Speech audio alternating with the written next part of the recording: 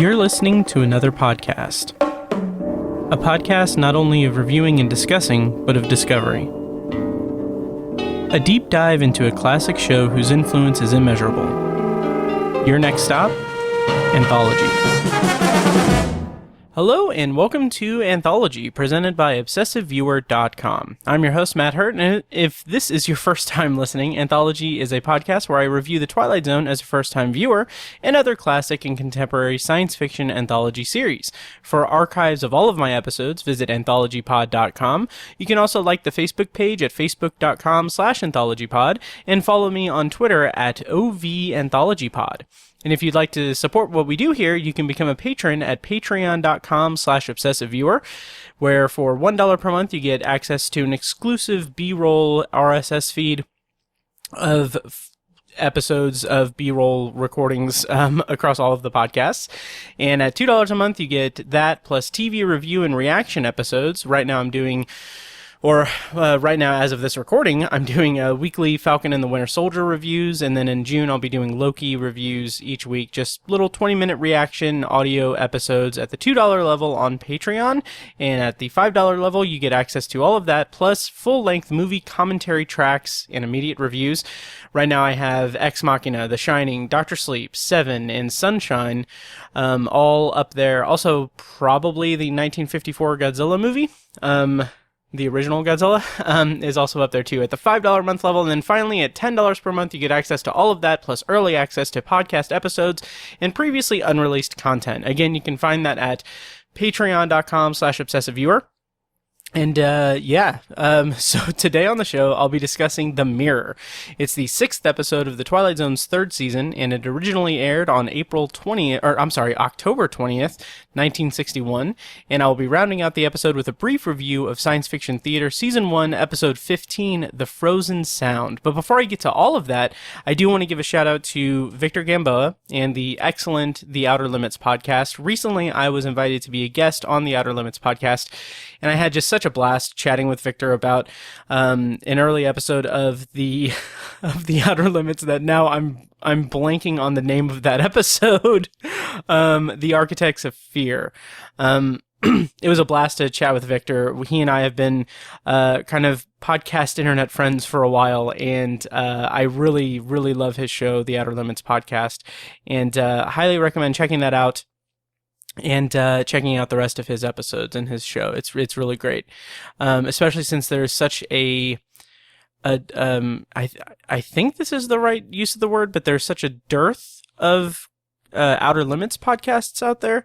I'm going to look that up because I'm not 100% sure that I am using that word correctly, but there is not a lot of Outer Limits podcasts out there, and Victor's is fantastic. And I did use that word right.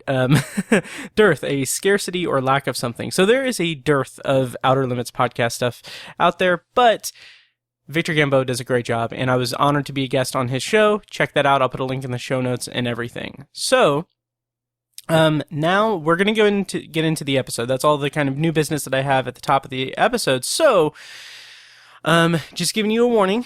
I am going to be spoiling The Mirror, the 6th episode of the Twilight Zone's 3rd season. So if you don't want to be spoiled on it, go watch the episode and then come back and listen to this episode. So, all right, spoilers on for The Mirror. First up, I'm going to read the plot summary, courtesy of Twilight Zone: Unlocking the Door to a Television Classic by Martin Grimes Jr. So here we go. Cheered by thousands when he took office, a Latin American liberator named Ramos Clemente soon becomes guilty of the same tyranny from which he liberated his people. With the assistance of his 4 lieutenants, he confronts General de Cruz, the former dictator, who informs Clemente that they are of the same breed. They are the keepers of the grab, who will soon suffer from fear of rebellion, disloyalty, or assassination. Before being led out for judgment, the general warns Clemente that the mirror hanging on the wall possesses magic. It will reflect the images of his assassins. Clemente laughs at the notion until he discovers that each decision he makes causes one of his comrades to turn against him. One by one, his 4 comrades are murdered at the command of Clemente, each foretold by the reflections in the mirror seen only through Clemente's eyes. A full full week goes by as he continues to issue public executions, hoping to purge the streets of his enemies. After receiving a visit from a priest, Clemente learns that his is the story of all tyrants. His greatest enemy is himself. After smashing the mirror, Clemente pulls the trigger of his gun and commits suicide. Starring as Ramos Clemente is Peter Falk. This was his only episode of The Twilight Zone, although he did star in a 2000 remake of a TV movie from 1970 that was written by Rod Serling. So that's a little convoluted. So Peter Falk starred in 2000 in a TV movie called A Storm in Summer that was written by Rod Serling and was a remake of a TV movie, or I guess it was a remake of a TV movie in 1970 that was written by Rod Serling, also called A Storm in Summer. That 1970 TV movie was directed by Buzz Kulik. Peter Falk is best known for playing Columbo, and he was also the grandfather in The Princess Bride, and another kind of sci-fi connection is that he was also he also appeared in the Philip K. Dick adaptation Next with Nicolas Cage, which is it's okay. I mean, it's a movie. Co-starring as, or also featured in this episode as De Cruz is Will Coluva. This is his first of 2 Twilight Zone episodes. Next we'll see from him is in Season 4's The New Exhibit. He did appear in 1 episode of Tales of Tomorrow in 1952, and he also appeared in the 1982 movie Voyager from the Unknown, which I found kind of interesting because I have no knowledge of it. But the plot summary is, this film consists of 2 tales of time travel, combining science fiction characters with actual historical figures. Hexam stars as Phineas Bogg, a time traveler who teams up with an orphan named Jeff. They visit important people from history as they try to get home, while at the same time not altering the path of history. So it sounds like kind of a kind of, I guess, standard time travel story, but kind of curious in any case. As D'Alessandro is Richard Carlin.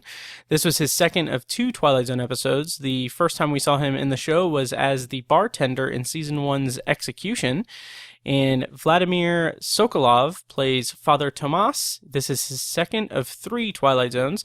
We previously saw him appear in the episode Dust. And next and final we'll see from him is The Gift later this season, which this is kind of interesting and tragic, and I'm sure that I'll speak about it when I review The Gift, but he actually died a few months before The Gift aired later this season, so that's kind of a unique piece of morbid trivia.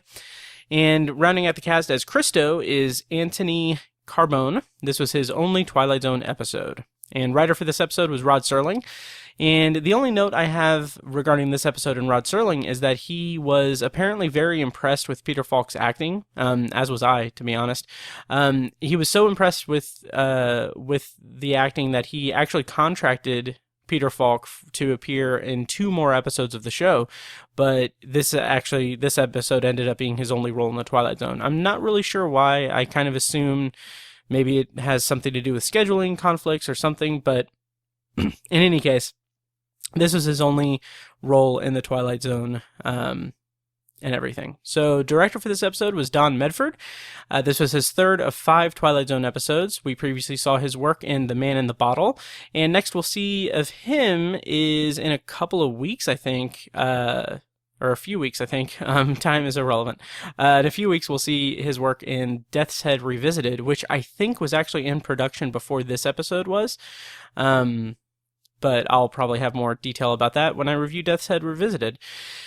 And he also, I'm sure I said this in the Man in the Bottle review, but he also directed 36 episodes of Tales of Tomorrow, which is crazy. And he also directed a Serling script in 1953 for Medallion Theater called 24 Men in a Plane. And again, I'm sure that I probably mentioned this in one of the other episodes of the Twilight Zone that he directed, but his last credit before he passed was a late 80s, I think, TV show episode, cop show called True Blue, which it stands out to me because that was the first. I was born in 86, and I think this show was in like 88 or something. And somehow I saw like a couple of episodes, like week to week. It always boggles my mind because I was like 2 or 3. And I can't imagine having the memory of seeing that, but I remember really, really liking it and being like really upset that it was canceled, because it was canceled after like half a season, if that. But I don't know. It's just, it's anytime that comes up, it always kind of blows my mind because I was like 3. Anyway, so let's get into my review of The Mirror. So as I normally do, I'm going to talk about what I knew about the episode before I saw the episode for the first time. So I actually first saw this episode a while. No. I just recently watched this episode, but I made the note of what I knew before way back in 2020. So it was soon after I'd seen the movie Oculus for the first time.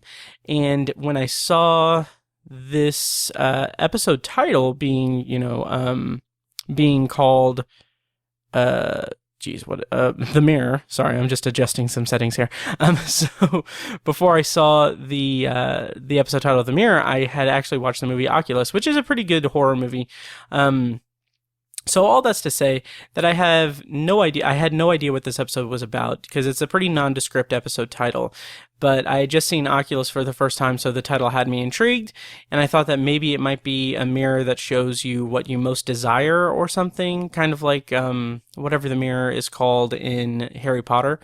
But I don't know. But I'm looking ahead on my notes, and I'm sorry in advance for this dumb drop that I'm going to do, but I caught a glimpse of the plot summary when I was watching it on Hulu, and in my notes I caught a glimpse of the plot summary and think it has something to do with someone in South America, and so I made this drop from stupid drop here. South America! Australia! I'm sorry. And what's funny is it isn't South America, it's Central America, but in my defense, Hulu's plot summary has it stated as South America. So anyway, that's the very little that I knew of this episode before going into it. So let me get into the actual review of the episode of The Twilight Zone that I'm reviewing this week, The Mirror.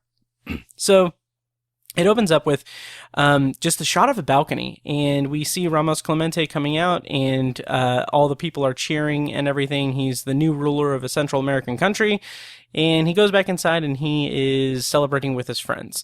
So I really like this celebratory way that Peter Falk plays Clemente in this opening scene.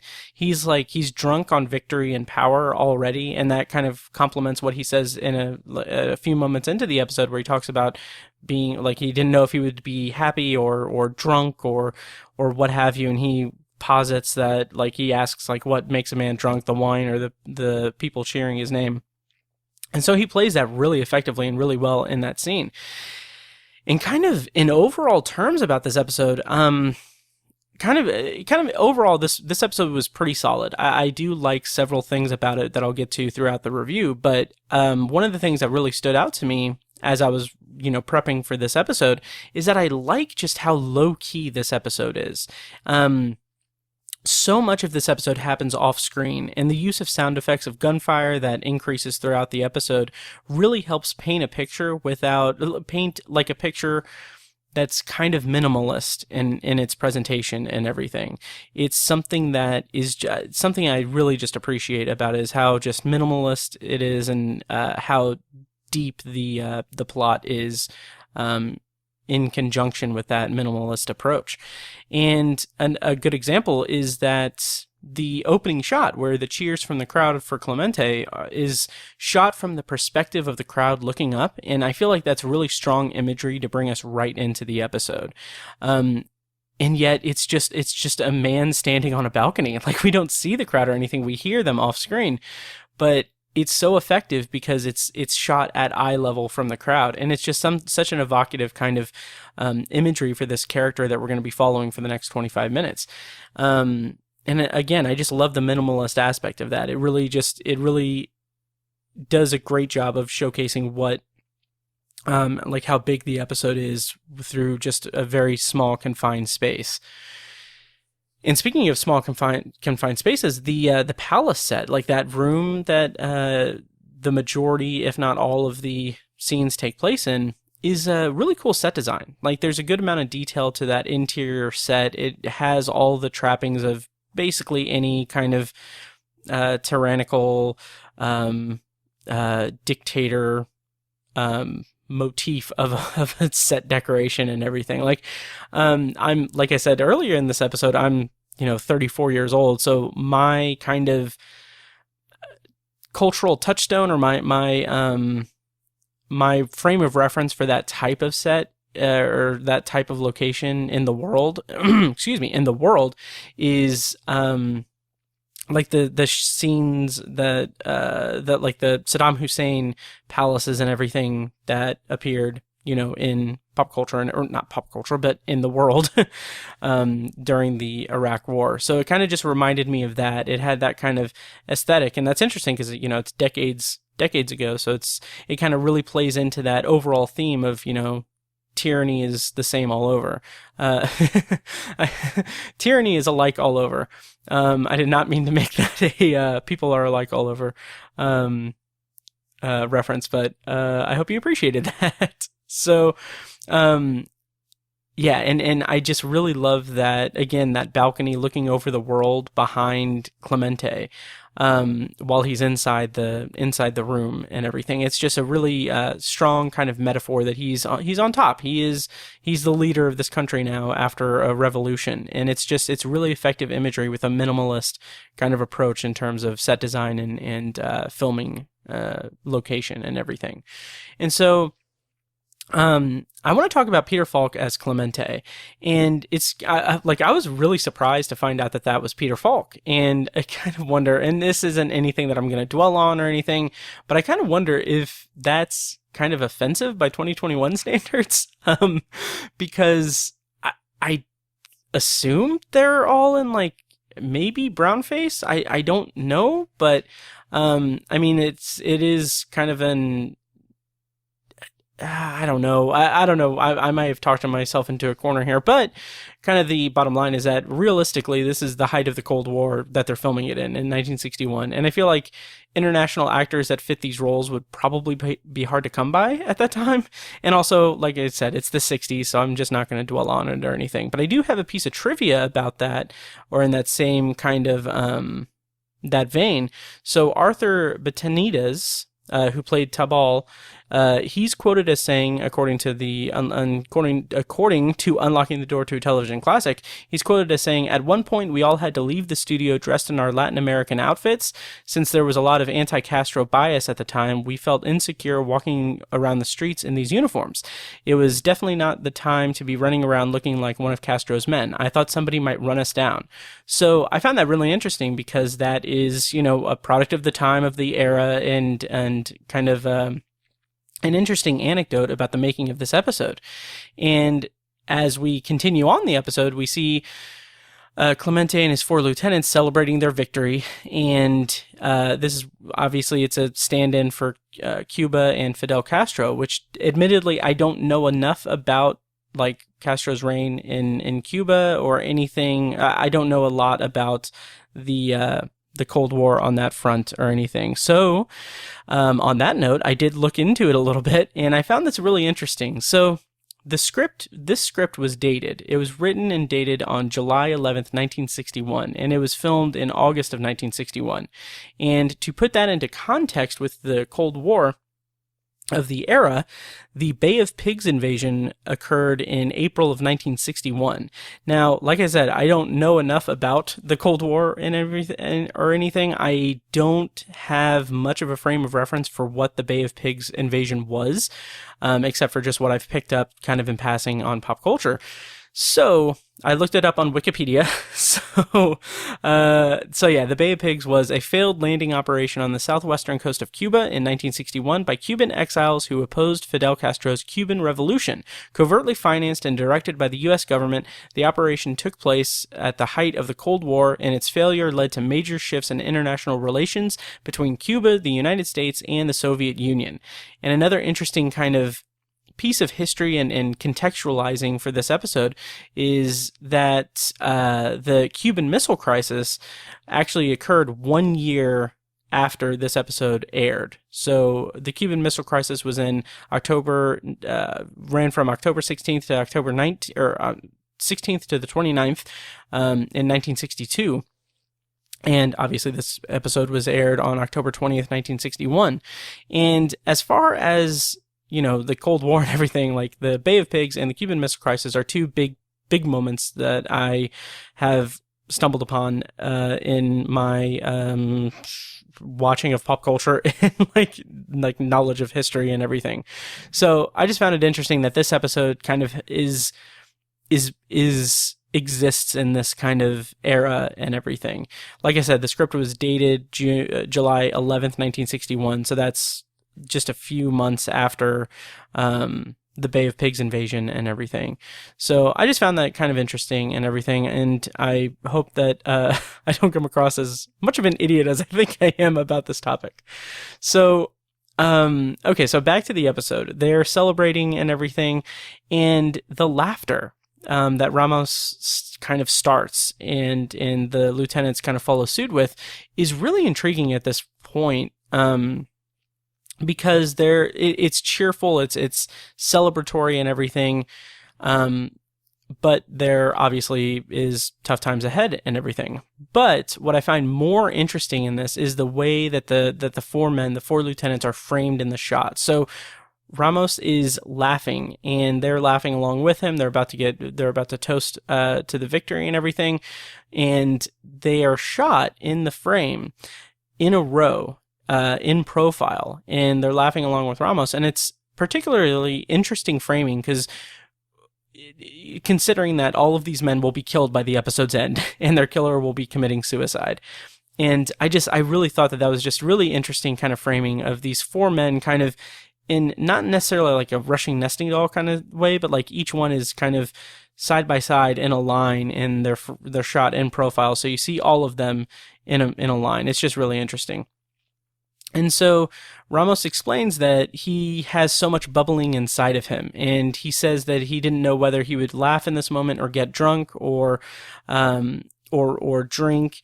And then he says that he then wonders if a man becomes drunk from wine or the people shouting his name, which I thought was a really interesting line for the episode, given everything that happens and everything. And it's a really interesting and efficient way to kind of bring us into this theme of tyranny and tyrannical people, the escalation of a tyrant soon after he reaches his goal of gaining control of a country, and it's also and it's just a good peek into his thought process as well, which we get there's another line later in the episode that I'll get to that I thought was really interesting in that regard, as in terms of like kind of not humanizing him per se, but giving us a peek into his thought process and a hint at kind of the corruption that this power is going to give him and escalates within him. And what I find interesting, though, is that this isn't necessarily a power corrupts story, per se, in my opinion. It seems more a cautionary tale against tyranny, and it's showcasing the instability of absolute power, which is also kind of in line with the power corrupts kind of theme and everything. But overall, it kind of explores what happens when someone's absolute power kind of gets in their head and everything, which is a very heavy topic to explore in 25 minutes. And I feel like this episode does a pretty solid job of that of covering it in this time slot. So Ramos, he toasts his friends, the four lieutenants of the revolution and the new heads of government, and he kind of goes down the line, and I'll read them. Cristo, the bold one; D'Alessandro, the dedicated one; Tabal, the quiet one; and Garcia, the strong one. And right there in that moment, like with that framing and everything, and with just the five men in the scene with one toasting the four, like that kind of really gave me this really Shakespearean feel to the episode, and I kind of really immediately like fell in love with it for that. So I haven't read much Shakespeare. I really haven't. I'm pretty ignorant with a lot of Shakespearean work, but I have seen a pretty good amount of like adaptations, both on stage. I've seen a couple on stage, but a lot of movies that are adaptations. And one in particular, and I promise this isn't a shameless plug for the Patreon, but one is Akira Kurosawa's 1957 Macbeth adaptation set in like feudal Japan, Throne of Blood, which I did a commentary track for on Patreon at the $5 per month and above levels.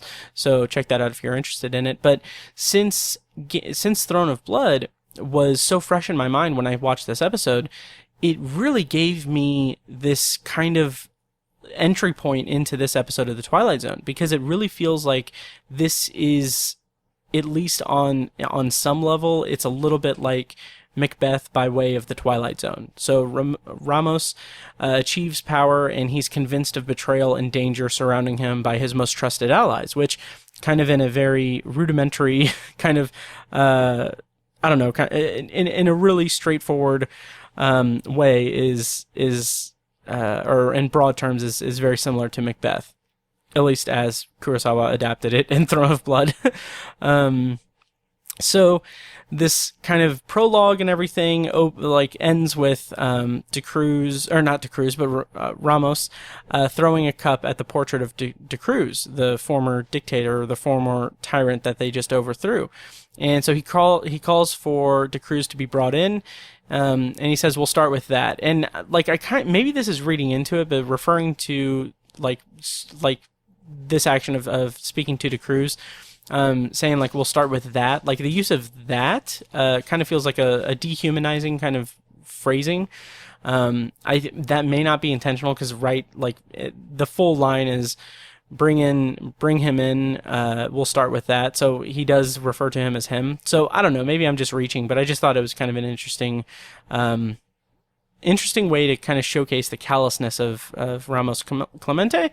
And that brings us to the opening narration from Rod Serling, which I will play right now. This is the face of Ramos Clemente.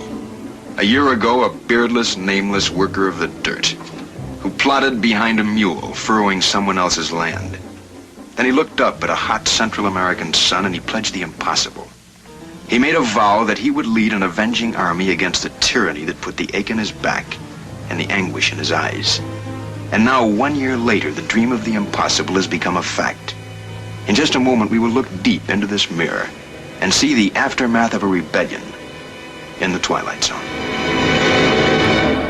So I feel like this opening narration really gives kind of an important backstory to Clemente, and it kind of made me wonder when I was watching it for the first time that it might be about power corrupting and everything. And I'm really glad that it was, but it also was more about the psychology, the demented psychology of the tyrant and everything.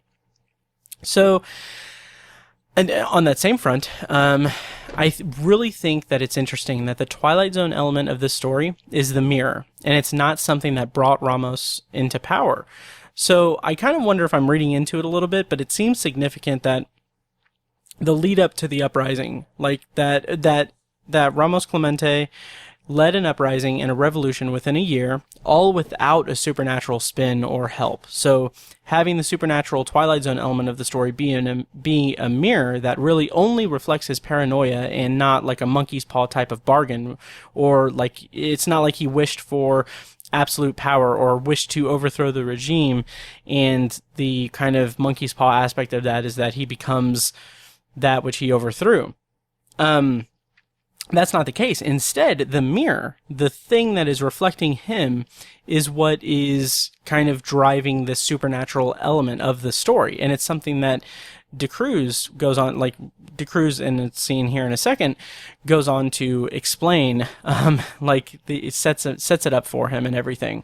So I think that that's really interesting, that the supernatural element, Twilight Zone element, happens after this overthrow of the government and this power grab that has resulted in the aftermath of a revolution and everything. And I just kind of think that, and again, I don't know much about the Cold War, and I don't know much about all of this stuff, but I kind of feel like it's telling us in 1961 that Ramos Clemente exists, and obviously because he's a stand-in for Castro, but I think in a more broader sense, and this is kind of backed up by Serling's closing narration, I feel like that it's telling that this level of tyranny and horror exists out of the Twilight Zone and is happening.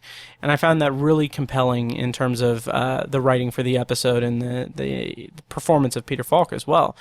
So they bring in DeCruz, the former, head of state, and I really, really love Peter Falk's performance in this scene. So he is showing so much anger and rage at DeCruz, and the way it's presented is this really kind of righteous indignation. Like he's shoving him around and he's yelling and everything.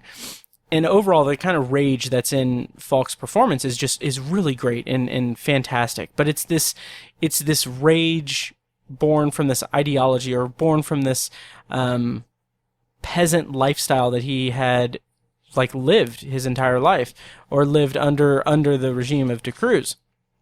And so it's this kind of just bubbling, like he says earlier, this bubbling feeling and this bubbling anger just kind of coming out and everything. And I found the dialogue particularly just disturbing, to be honest. So they talk about he mentions that he's not going to set him up against a wall. He's not going to kill him through firing squad, because he says that a firing squad is a cheap death for underlings. And instead, what his plans, and I'll read verbatim what he says, quote, "I'm going to strip you naked and then cover you with honey and then tie you to the ground under a hot sun, and then I'm going to let the ants have you. And then every time that you scream, I'm going to drink wine, and every time that you pray for mercy, I'm going to laugh out loud, because I want you to take a long time to die, DeCruz." And holy crap, that is incredible dialogue and just really disturbing imagery and everything. And it just comes from this hatred that he has for DeCruz, from his peasant status under DeCruz's rule. And it kind of just showcases that DeCruz's regime did not care about the little guy and the working man and everything and all that.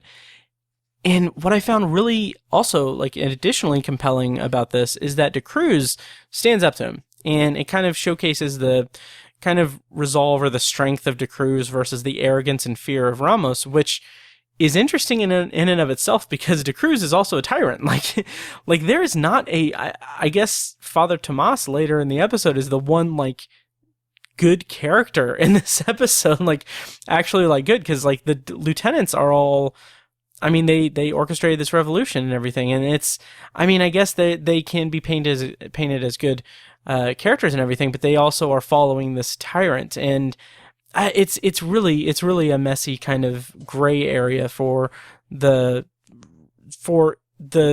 decidedly good characters in and of themselves. And then DeCruz kind of gives this haunting line read to Ramos. He says that they're the same breed, and he even mentions Castro in a list of names. He says, "We're the spoilers. We care for no one but ourselves." And I just found that really cool and just really powerful dialogue. And he says that fear will be Clemente's inheritance. And I found that also really compelling, because it's the fear that comes from power. And that's kind of the main thing of this entire episode, is that it's this fear that's born from achieving power, and this fear of getting you're betrayed and assassinated, and an uprising against you. And it's just a really compelling storyline, and a really compelling kind of attitude to bring to the episode. And just FYI, it is raining here, so I don't know if the mic is picking up all of that, but I don't think it is, just so you know. Anyway, so DeCruz points out the mirror, and he explains that a woman gave him the mirror and said that it was magic and that he'd be able to see the faces of his assassins. And the first time I saw this, in my notes, I put, okay, immediately I think this is an awesome premise. And DeCruz kind of gives Clemente this haunting kind of thought and everything. He says that he's going to see assassins everywhere. And Clemente dismisses him and everything, and they take him back to prison.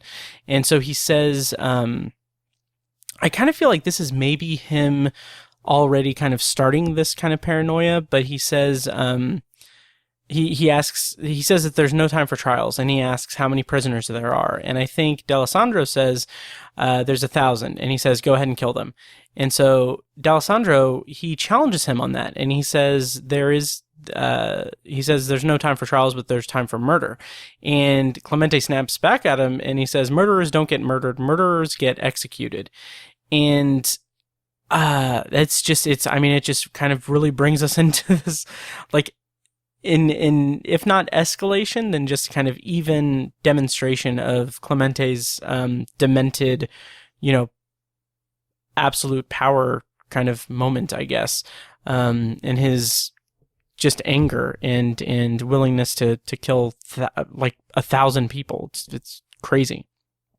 So that's when we see our first kind of mirror scene, and Clemente sees D'Alessandro in the mirror pointing a gun at him.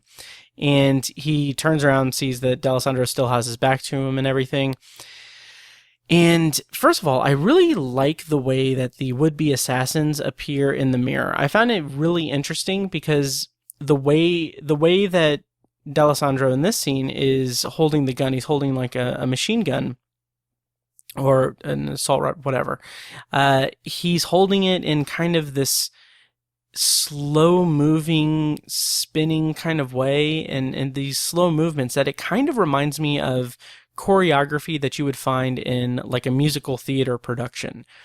And I really like that because it gives this kind of heightened reality to it, and it makes the reactions that the people have toward Ramos when they're either kind of denouncing the reflections and saying that they're just illusions, or when they're saying that they're not going to betray him.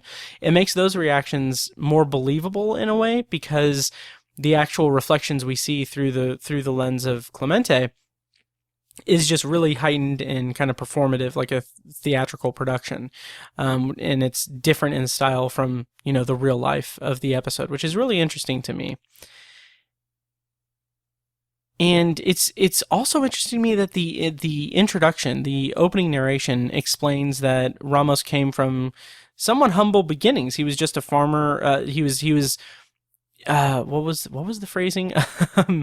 A year ago, he was a beardless, nameless worker of the dirt who plodded behind a mule, furrowing someone else's land. And it's just interesting that he's this peasant who rose to power, and he's now kind of using that power to, kill everyone. And both the prisoners that he's having executed, and now D'Alessandro, because he kills him without hesitation. And it's so kind of chilling and an interesting recurrence of the balcony scene, because he goes after D'Alessandro, throws him off the balcony, and kills him that way. And it's really interesting to me. So the next scene is the next day, presumably the next day, or I think it could be like a week later or something, but it's daytime instead of nighttime. And this is where Tibal stands up to Ramos, because Ramos killed D'Alessandro. And again, it kind of has this Shakespearean type of tone, because Tibal he's angry. He is explaining that, that D'Alessandro was not an assassin, and he wasn't going to betray him, and that it's a lie and everything. And it just has this kind of, this betraying quality, and this kind of, this I don't know, just this really dramatic quality that seems at home in like a Shakespearean production. And I also found it really interesting that Tibal was referred in the toast earlier in the episode as being the quiet one. And I kind of feel like this gives his defiance and anger toward Clemente. It kind of gives it more power behind his outbursts and everything as well. And I found that really interesting, that he's the first one to kind of call Clemente out for killing D'Alessandro when he was referred to as the quiet one. And so Garcia wakes up and he asks what's going on. And I can't really tell if it's because he hears the guns outside or if he's commenting on the kind of argument that's forming between Tabal and Ramos. But he says, "Still at it, huh?" And I feel like that's like a bare minimum of criticism against Ramos. And then Ramos sees Tabal and Garcia in the mirror as assassins. With one has a handgun, one has a knife, and again they're doing that very slow-moving kind of theatrical kind of movement where they're going to assassinate Ramos. And that also brings this up. I really like how different each depiction of the assassins in the mirror are from each other. So, D'Alessandro had a machine gun, and Tabal and Garcia have a handgun and a knife, and then when we see Cristo in a bit, he's going to have just a glass of wine. And it's just really interesting that they have that variety throughout it, so it's not repeating any similar stuff, any similar depictions. And so Ramos is shaken by this, and he decides to send them to check on De Cruz. And I think it's Garcia that says to check on his health. But he issues them the order, and he goes and they leave the room, and immediately Ramos calls the prison to have them both killed on sight. And that just feels so disturbing and brutal to me. And again, it's different. It's a different form of execution, a different form of betrayal, with the same end as his betrayal of D'Alessandro. And I just found that I just really like the variety in that. And also, it's just really interesting to me how the reflections don't really come into play. Like he doesn't see these reflections of the would-be assassins until the men he sees reflected as assassins have either questioned his methods or defied his judgments or anything, or what have you. Like, it's not until they have fallen out of favor with him that he sees them in the mirror as would-be assassins. And I feel like that's an interesting kind of wrinkle to the story, in that it could be viewed as this kind of literal just manifestation of Ramos's psychosis. It could be psychosomatic, that he is just seeing these images because he is a tyrant and he is filled with fear of being executed or being assassinated. And it's just an interesting way to kind of look at the episode as a whole. So after he has ordered the hit on Garcia and Tabal, he asks Cristo, the one remaining lieutenant, quote unquote Cristo the bold one, not Baldwin, Jesus, Cristo the bold one, if he has any complaints, and he shakes his head no. And I kind of feel like Cristo knows how unstable Ramos is, so he's kind of playing into that. And he even kind of goes a step further and says that a pie cut 2 ways is better than a pie cut 5 ways. And I found that kind of interesting. It kind of came across as somewhat sycophantic, just kind of telling him what he wants to hear. That was my read of it. It could be just that he hadn't turned the corner in terms of turning against Ramos or questioning his methods. But Ramos kind of starts questioning himself, and I really, really like this scene because he asks Cristo, he says he doesn't understand why he can have them crushed and feel nothing.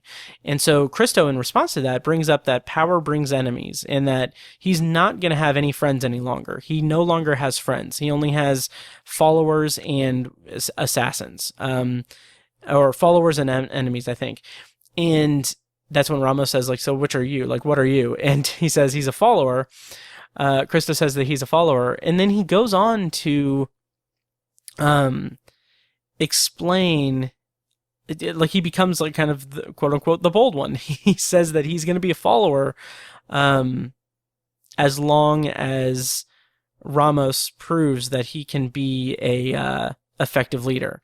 So he'll be a follower until the time comes that he isn't up to the job and everything.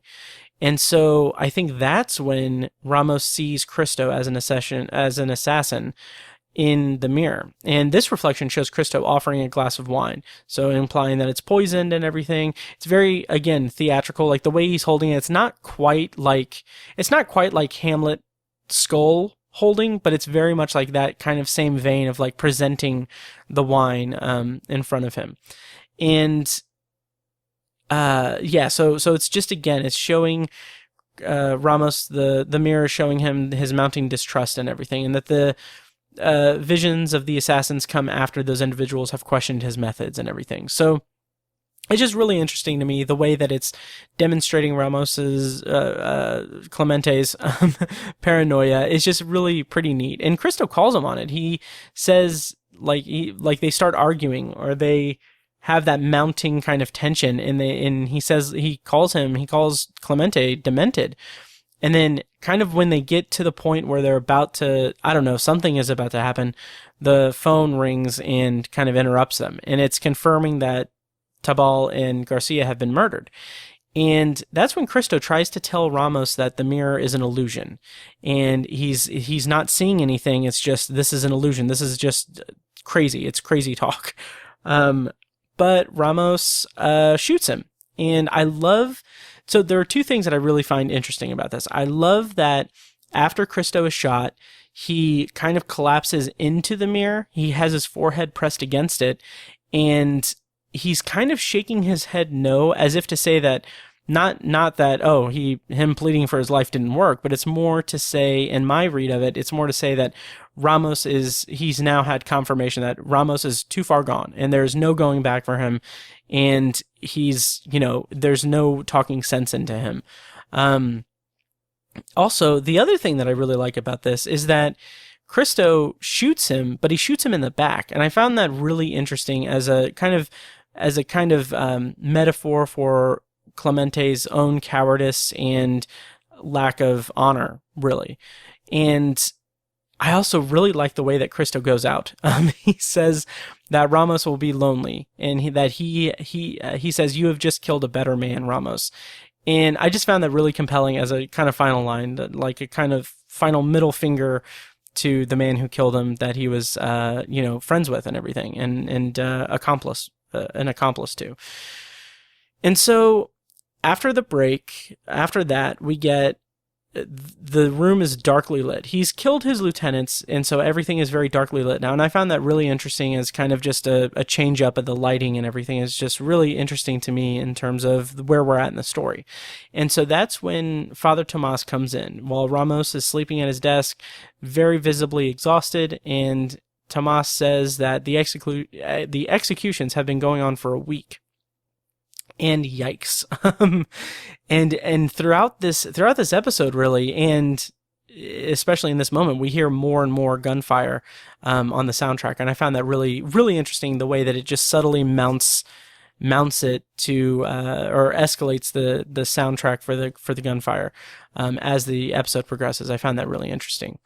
And what I didn't really pick up on until I read the plot summary from Unlocking the Door to a Television Classic, but I kind of wonder, so the executions are presumably, I don't know how much we're meant to infer this by this scene, but my read of it is that Ramos is killing people that he sees in the mirror.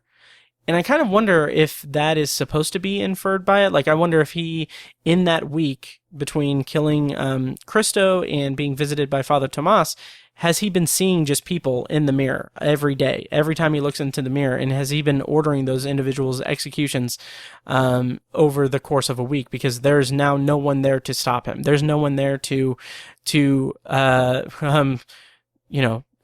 talk sense into him and then fail at talking sense into him. So I kind of thought that was interesting. And again, the amount of gunfire heard off screen throughout the episode is just really, really evocative. And it feels like it gives the impression that this plus the idea that the prisoners, that there were 1,000 of them early in the episode, it just gives this idea that he's been executing scores of people, and that's really interesting. And his outburst at Father Tomas is really great, because he says, like, if people don't like it, then they can like, get at me, bro. He says, let them live in a cave, let them starve, let them raise an army like I did. And again, Peter Falk's performance here is phenomenal. Like, the energy of this, the anger, is really great. And the way that it is in contrast to the anger he had at DeCruz is really just great storytelling, because the anger he had at DeCruz was born from his stature in the DeCruz, like under the DeCruz regime, where he was a peasant. He was breaking his back, like farming for other people, and he could barely make a living. So that's what caused him to have this uprising, have this revolt.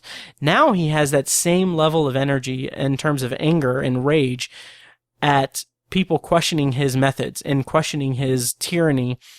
And he's basically saying, like, he's inviting them to raise an army like he did and like overtake him. And it's just really interesting, the kind of contrast between these two versions in this episode of Ramos throughout the episode. And I've got to pat myself on the back, because throughout that entire thing that I just said about that, I was really tempted to refer to it as an interesting reflection of the character, but I did not want to make that pun, and I'm super proud of myself. So, after this outburst, Ramos says that he can't live like this. He lives in fear every day, and he asks why he has so many enemies. And I thought that was really interesting. One of the really good things about this episode is that it gives this character, this Clemente character, who is a stand-in for Castro, it gives him this self-awareness of his actions, and this self-awareness that kind of feels like it is also kind of a biting, not satire, but it's showing the attitude toward Castro that, I assume the attitude toward Castro that people are saying, like, why, okay, when tyrants are in power, why can they not have that? Like, how do they not recognize what they're doing as evil? And so to give this character that level of self-awareness where he is asking these questions of himself is just really interesting storytelling at a character level. Whether or not, like with or without it being a stand-in for Castro, that's beside the point, because it has this kind of level of self-awareness that you don't really find in these types of stories with this type of villain character. And Father Tomas's response is just as compelling. He says, "This is the story of all tyrants. All tyrants have but one real enemy. It's the one they never recognize until it's too late." And I thought that was really great, and a really great line to kind of bring us into the final scene of the episode. So Father Tomas leaves, and Clemente goes up to the mirror, and he sees only his reflection. And so he breaks the mirror, and then we go outside of the room. We see Tomas come up to the door, and we hear a gunshot. And Tomas breaks in with the guards, and we see Clemente on the ground having killed himself. And Tomas says, "The last assassin," and they never learn. They never seem to learn, which that kind of reminds me a little bit, in a sense, to the final line of The Monsters Are Due on Maple Street. It happens the same way all the time. That's paraphrasing. One to the other, one to the other. So I found that interesting. So overall, we're about to get to the closing narration, but I really like to think of this episode as being taken kind of literally. Like, Clemente wasn't to think about it in terms of the Twilight Zone element, the supernatural element of the mirror. What if Clemente wasn't only ever seeing his own reflection, like the entire time, and that the assassin visions were just psychosomatic, just an extension of his paranoia and demented nature, born from his rise to power and his fear of being overthrown like he overthrew DeCruz? And I find that thought process being really interesting, because in that case, the mirror isn't supernatural at all. It's just Ramos's growing insanity. So I keep wanting to say Ramon. I don't know why, but anytime I say Ramos, I find myself trying to pronounce it as Ramos.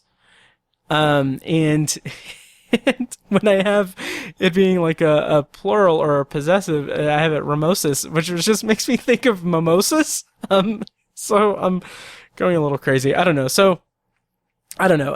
Or the mirror is, this is a dumb note, or the mirror is supernatural and it was showing Ramos his reflection all along. or maybe to Cruz meant that all tyrants are the orchestrators of their own downfalls. There's a lot of reads that you can do read into with this episode, but I find it really compelling nonetheless, and really interesting in terms of a character study of this tyrannical character who it ends up killing himself because he can't live with the fear of being assassinated and everything. Kind of interesting that they don't really have the it's not like he couldn't live with himself for his actions or whatever, but I don't know. Anyway, here's the closing narration from Rod Serling. Ramos Clemente, a would-be god in dungarees strangled by an illusion. That will-o'-the-wisp mirage that dangles from the sky in front of the eyes of all ambitious men, all tyrants. And any resemblance to tyrants living or dead is hardly coincidental, whether it be here or in the Twilight Zone.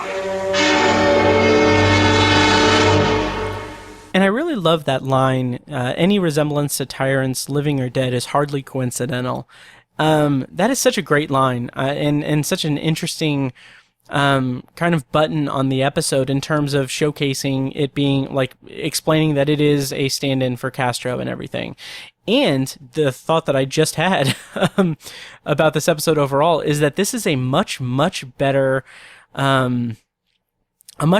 episode in terms of showcasing kind of the modern political climate of the time, or the modern, like the Cold War aspect of it, with actual, living, players in that. It's a much better episode on that front than The Whole Truth was in season 2, which that had, I don't even really remember that, but it just felt like that episode didn't really work for me. And I just really like this because this is a more serious and more straightforward kind of allegory or metaphor for Castro and the Cold War of the time. So I just found that really interesting. And that's my review of The Mirror. And as I usually do, I'm going to go ahead and do a non-spoiler quick review of Science Fiction Theater Season 1, Episode 15, The Frozen Sound, which is available to watch online. I do have a link in the show notes. And on that note, also, I forgot to mention at the top of this episode,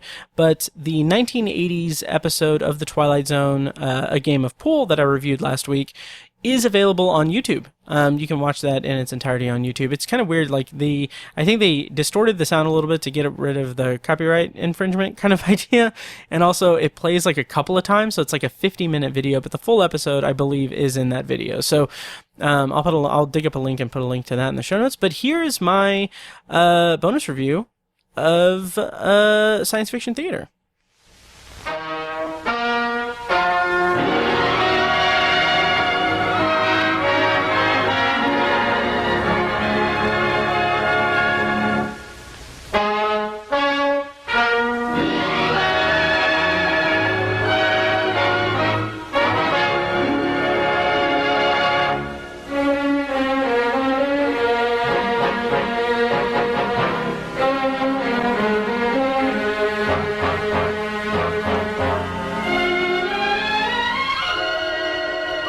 So The Frozen Sound originally aired on July 30th, 1955, and the plot summary is a paperweight is found to reproduce sounds from 2,000 years ago. And so, as is usually the case with science fiction theater, it is introduced by host Truman Bradley. And the pre-show of this, usually, like the kind of concept of the show and the kind of presentation of the show overall, has these kind of like scientific kind of experiments, or these kind of scientific demonstrations that Truman Bradley does at the beginning. And this episode has him taking a glass of liquid with a tuning fork and kind of like, I think it was him hitting it at a certain frequency, and that changes the liquid into a crystal. And then he kind of compares that to a natural quartz crystal, and I don't know, it sets it up to show it giving power to a light. And so it's an interesting and compelling kind of way to bring us into the episode and everything. This episode was directed by Lee Jason and was written by Norman Jolly, with a story credit for Ivan Tors. And this episode stars Marshall Thompson, Marilyn Erskine, and Ray Collins. And overall, I thought that this episode was pretty solid. Like I said, I'm not going to do any spoilers or anything, but it does present this compelling kind of scientific case at the forefront. So it's about this kind of paperweight that in scientific experiments that it's explaining that sound can be kind of captured by objects. And the way it kind of uses that is that there's like this whole underlying kind of conspiracy thing that a group is trying to steal secrets from another group or something. All of that was just completely secondary to me. Like I didn't find that compelling at all, or mysterious or anything. I just found it more interesting the way that they kind of explained the way that sound is captured on an actual object. And maybe that's just due to me being a podcaster and everything, but it was really interesting to me in terms of a concept. I don't know how truthful it is, or how how it actually is something that is like, I don't know how plausible it is. That's the word I was looking for. But it was still pretty compelling nonetheless. And there's kind of a reveal. I hope this isn't a spoiler, but there's a reveal that they kind of use this paperweight and they uncover sound from it, and they play the sound, and the sound is from a specific occurrence, a specific event. And I just found that really, really cool. Like that was really cool. And also, I have this prepped for this episode, so I'm sorry ahead of time, but I also found this really compelling because my favorite band is Motion City Soundtrack, and they have a song called "Time Turned Fragile," which is the lead singer. The lyrics is him speaking from the point of view of his father, talking about how his father like kind of sees him throughout his life and everything. So there's one line in that song that reminded me of this episode. This episode being about objects literally the quote unquote frozen sound of sounds being captured on objects. So this is a clip from that song, Time Turned Fragile by Motion City Soundtrack, that I kept thinking about throughout this episode. So here we go. You still believe in the stories told to you by my friends and I when you were 4 years old. How it got so cold that we just froze. We had to wait till summer to find out what was said. One of the best times that we had. I know I say that I'm just. So yeah, I just thought that was an interesting kind of connection that I made. Also, that song is awesome and that band is amazing, so check them out. But anyway, overall, this episode of Science Fiction Theater was pretty solid. Like I said, it did kind of lack a kind of dramatic background to it. Like it lacked this dramatic nature to it. The clandestine operations, the spying and everything was kind of secondary to me. The way that it comes into play, the way that it's resolved in the episode, just honestly did not do much for me. But the actual overall like kind of scientific approach to the ideas of the episode and the ideas presented in the episode were much more compelling to me. So overall, kind of a middle tier episode of Science Fiction Theater.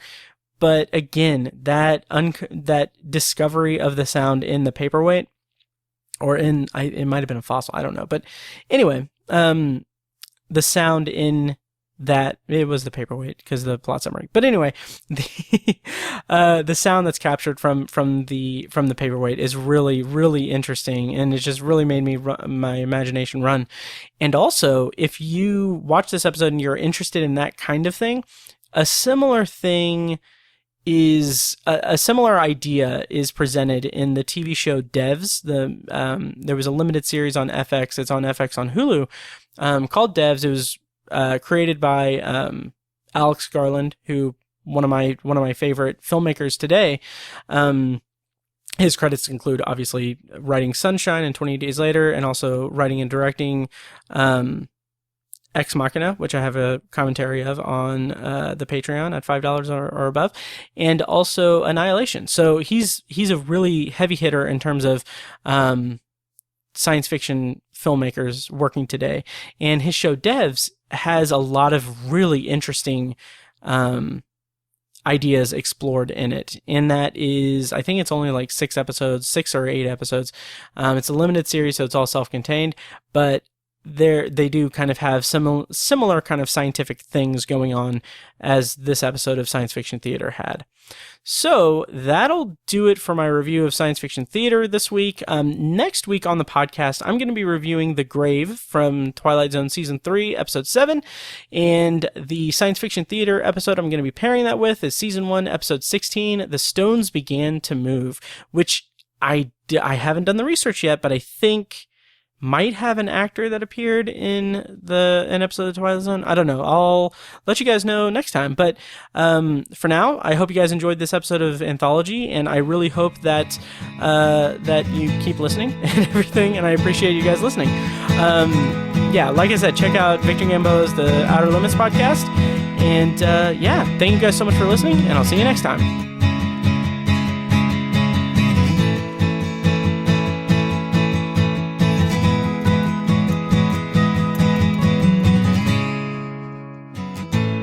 And now, here's a short clip from our Patreon exclusive RSS feed. To hear the full clip and more exclusive Patreon content, go to patreon.com/obsessiveviewer and become a patron at the minimum rate of $1 per month. Thank you and enjoy. This is my Patreon review of Falcon and the Winter Soldier Episode 3 on Disney Plus with a subscription, and it's pretty cool because it's in the MCU.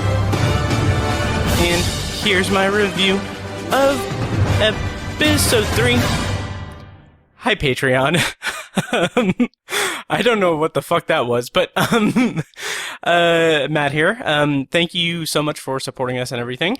And I'm here to do a spoiler review, an immediate reaction review of Falcon and the Winter Soldier, Episode 3, Power Broker, which premiered today on Disney. Anthology is edited and produced by Matt Hurt and presented by ObsessiveViewer.com. For a full archive of our episodes, go to anthologypod.com/archive. You can also like the Facebook page at facebook.com/anthologypod and follow the show on Twitter at OVAnthologyPod. If you enjoy the show, please take a couple minutes to leave us a rating and a quick review on Apple Podcasts. This is the easiest way to support what we do, and all it costs is a little bit of your time.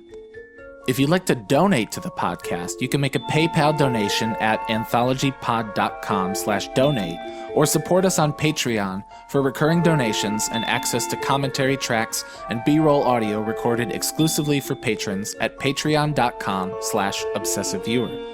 Every donation goes toward paying the fees to keep the podcast running and is greatly appreciated. Official Anthology merch, including shirts, mugs, phone cases, and more, can be found in the Obsessive Viewer's TeePublic store. You can find a link to the store in the show notes of this episode and at anthologypod.com/donate. Or you can simply search for Obsessive Viewer at teepublic.com. For information about the Obsessive Viewer's annual live event showcasing short horror films from local filmmakers, check out shocktoberInIrvington.com. And for an archive of all our events, as well as news about potential future events, head over to obsessiveviewer.com/live.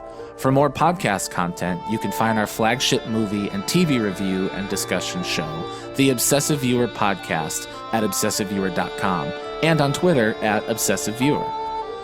You can also find Tower Junkies, a podcast where Matt and co-host Tiny share their love of all things Stephen King and his magnum opus, The Dark Tower series, over at towerjunkiespod.com and at towerjunkiespod on Twitter. And finally, check out The Secular Perspective, Tiny's side project podcast, which tackles current events and life's big questions from the perspective of secular hosts Chad and Amanda at thesecularperspective.com. Bumper music for this podcast comes courtesy of As Good As It Gets, which can be found at facebook.com/asgoodasitgetsband. You can also find As Good As It Gets music on Spotify, Google Play, and iTunes. Thank you so much for listening, and we'll see you next time. Kitty!